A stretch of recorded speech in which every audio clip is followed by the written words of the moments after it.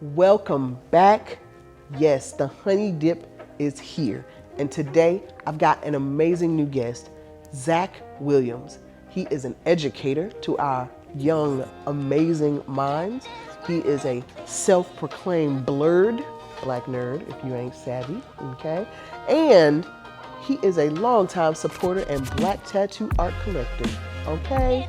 Zach is gonna have an amazing conversation with me while we work and complete his sleeve that was started by me a few years ago. All love. Let's jump into it.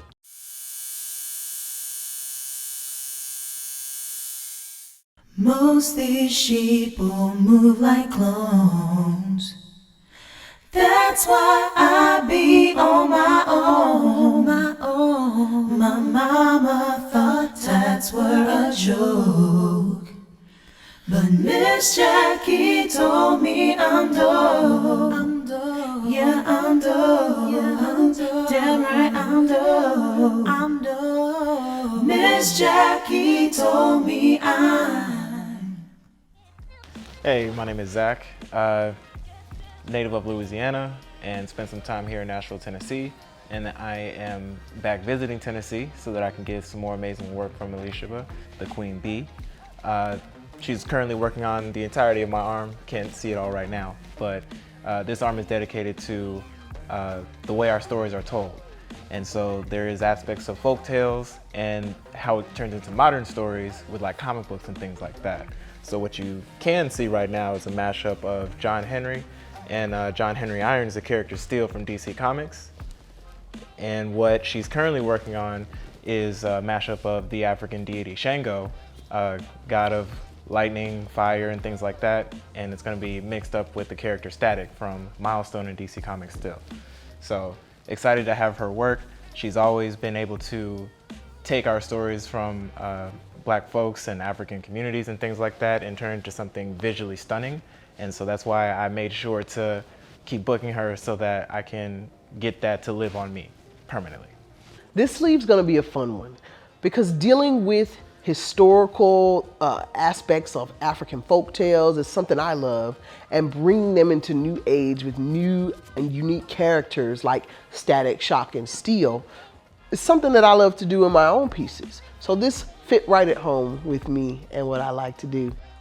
Ashe family, here we are again with another episode of the Honey Dip, where we dip into ink and into connections, culture, and community through the ancient sacred practice of tattooing. Today I got Zach here, a Blerd, an educator, and an all-around good dude. What's up, Zach, my brother? I'm all right, just getting stabbed. Getting stabbed, okay? Look, we ain't gonna ask him too hard, have a too heavy conversation while he over here in this inner arm pain, if y'all know what I'm talking about out there. But we definitely wanna just chop it up. Zach's been coming to One Drop Ink for years now and has been collecting amazing tattoo work from Black artists all over the country. Mm-hmm. I would love to talk with you about your journey as like a Black tattoo art collector, because the tattoo collector community is a big one, but it rarely, has somebody whose specific goal is to find the best artists of color who do the best work on our skin and journey to find those artists. Mm-hmm. Tell me about yours. So when I started getting tattoos, I was pretty young. I was like 19 or so. And at that time, it wasn't a really big focus for me to get Black tattoo artists or very much focused on that kind of thing. But it was still something where it was like, if I'm going to get something permanent, something that hurts in the process of doing, I do want it to mean something. So my first tattoo was, it's on my chest, and it is a fleur-de-lis with the area code 318 in it, and it's kind of like intricate in design because I'm from Louisiana. Mm-hmm. And I got it on the left side of my chest on purpose because home is where the heart is, and I wanted that to be like a symbolism of, right? Mm-hmm.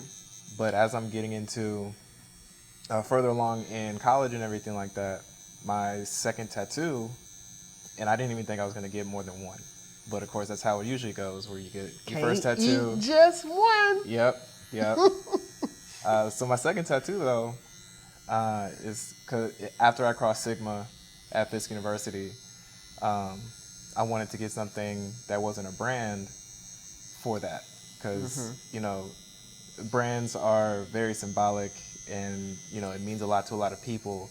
But me, as a person who's very interested in art and a writer myself, and considering myself an artist, like I want something that can be more artistic, right?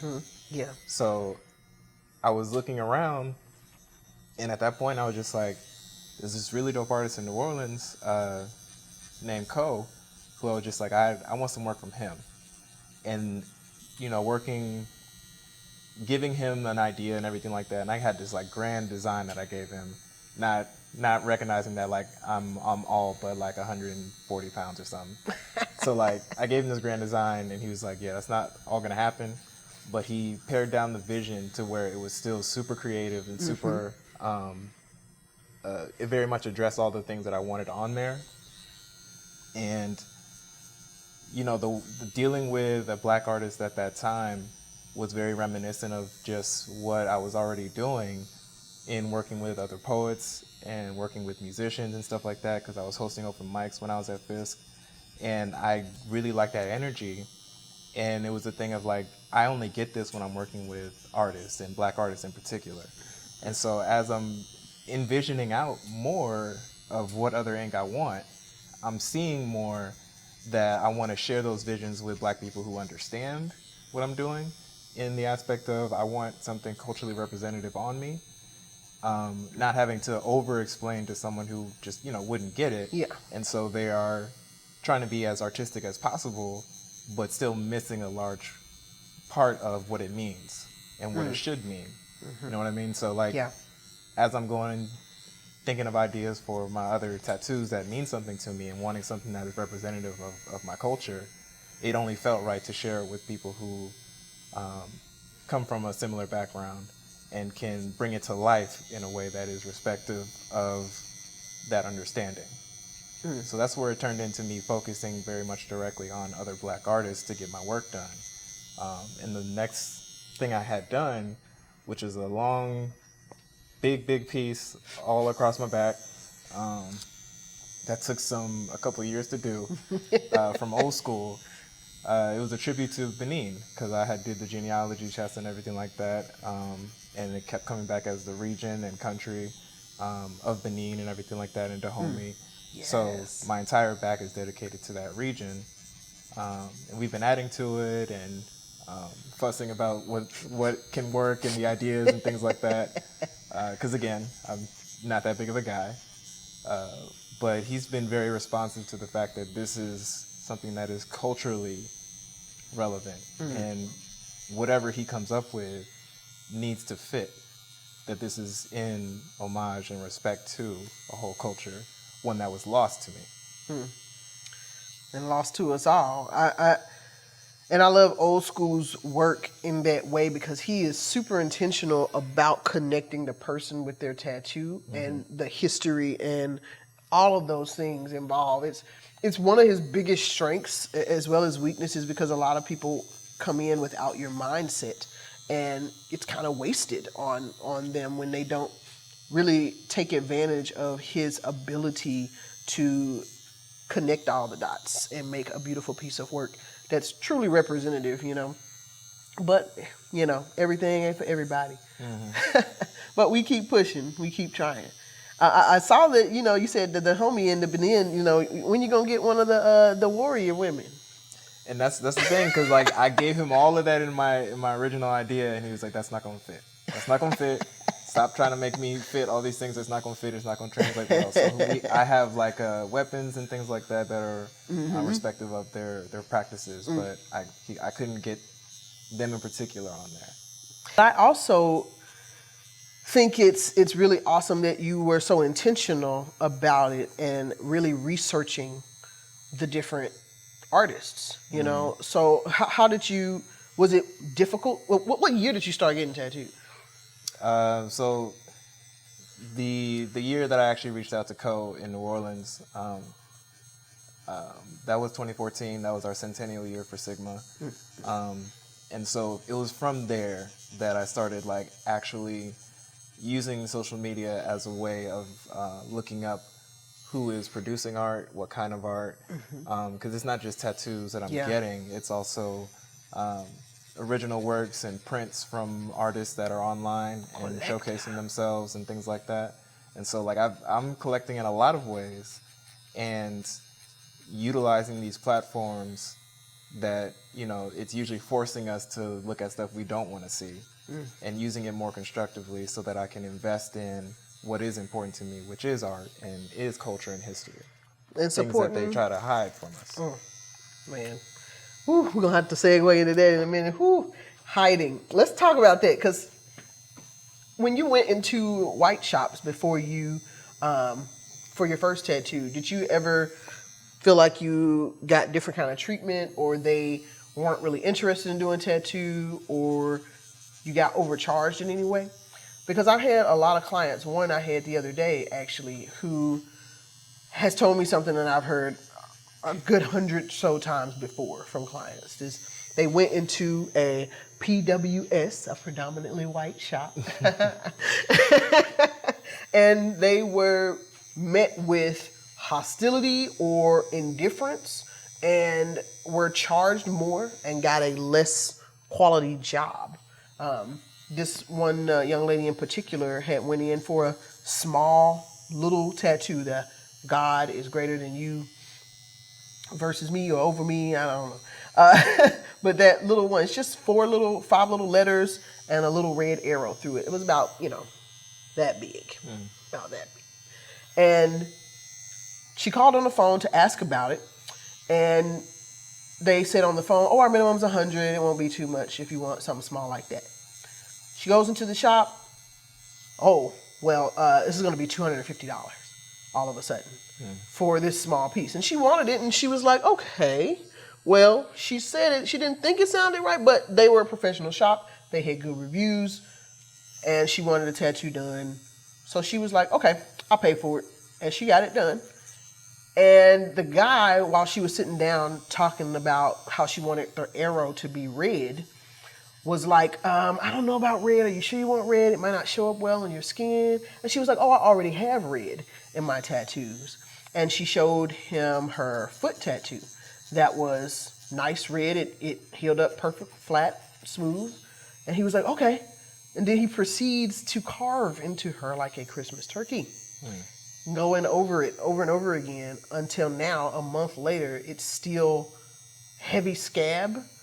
And you can see kind of the white meat in the arrow where the red was. And she has been so embarrassed by it, and she had no idea that this was something that happens to Black people often. And I just wonder, I'm now just asking people intentionally to hear their stories about any issues they may have faced or had when looking for tattoos outside of a Black tattoo industry. And see, that's the thing is like, in my everyday life, I'm not looking to be in white spaces or ones that would not be as welcoming. I'm intentionally looking for a lot of Black spaces to be in, whether it's just I need to go get lunch or I need to handle like some paperwork. I'm looking for Black spaces so I don't have to end up in those positions. But like I said, since my first tattoo was done by a white guy at a white shop, I don't have a crazy negative story about it. But the thing of it was I also don't have enough of a memory of it being warm, welcoming, and anything like that either. When I went, the guy was like super nonchalant, and I saw that he had like awards from going to conventions and things like that out in Dallas and things, because this is North Louisiana, and so like whenever we want to step out and do something, improve something, we go to Dallas and shit. So like me and my cousin who drove me over there, we were just looking around and like, there's good work on the walls, and he wasn't mean or anything. He was just like kind of impersonal. It was business for him, which is different than going to One Drop where we can have a conversation while I'm being tattooed, or, there is a sharing of, hey, have you read this? Have you watched this? And we're talking about different things. Whereas with him, it was an hour and a half I was in there, and just dead silence. He did like great work, really good work, but it was just a job to him. To get back to the digital art thing, let me ask you about this. So obviously we got tablets and things like that we physically have to do. But what do you think about this AI art? Like art being created by computers. So I signed up for this beta of this art AI called Wally. And it basically, you type in words and it makes an image. I think it's super interesting. I don't know if you know anything about it. I think I've seen it before, and my take on it is, if you're using it for reference, it makes sense. Because if you have like no earthly idea of where you want to go with a thing, but you know it has to include these elements, then I think that's fine. But you still have to be able to take the elements that is being presented to you, just like you would with anything else that you're referencing or researching, and put actual humanity and soul into it, which is what an AI cannot do, because it does not have a soul. It is a product of humanity's innovation, but it is not a product of humanity and lived experiences. So, I mean, the job that these AI things are probably doing, and they are collating images and putting things together, is the same thing that you would be doing anyway if you're just on Google or looking into a book and gathering up your reference images so that you can combine them anyway. So I don't see anything wrong with it depending on how it's used, but I think that's also just the default to anything, is the creation of something is often marred. Yeah, it's often like it becomes problematic because of what people can use it for, not what it's supposed to be used for. Yeah, the AI art is super interesting to me, and it's scary for, not necessarily for me, but for other artists who work in a digital space, who work in an advertising space, because they could buy Wally and get them to make a picture that's pretty fucking good and never pay an artist again. Yeah. And I think that is the biggest danger to commercial creators, as these computers are able to better manipulate images, and they have access to something we don't. They have every picture ever uploaded to the internet they can crawl.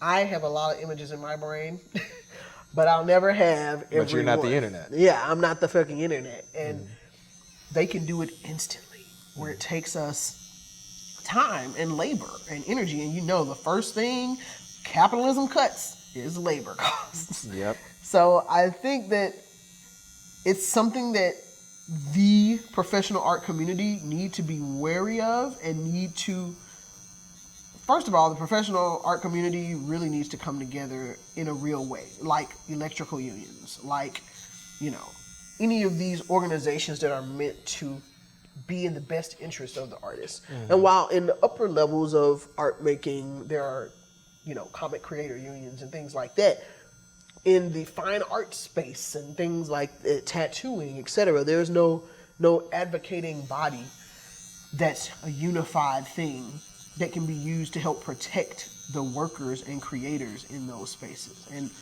really, right now is, I feel like, the time to form these bodies and to get them set up to help us here in this near future, because I see that happening immediately. I mean, look, you want to work at McDonald's, you can only order from the sign in some places. You can't even walk up to the front. I know Taco Bell has basically shut off ordering at the counter, you know. So as soon as they get a machine that can do it and it's going to cost them less money, best believe they're going to cut the people out. They're going to cut the people out immediately.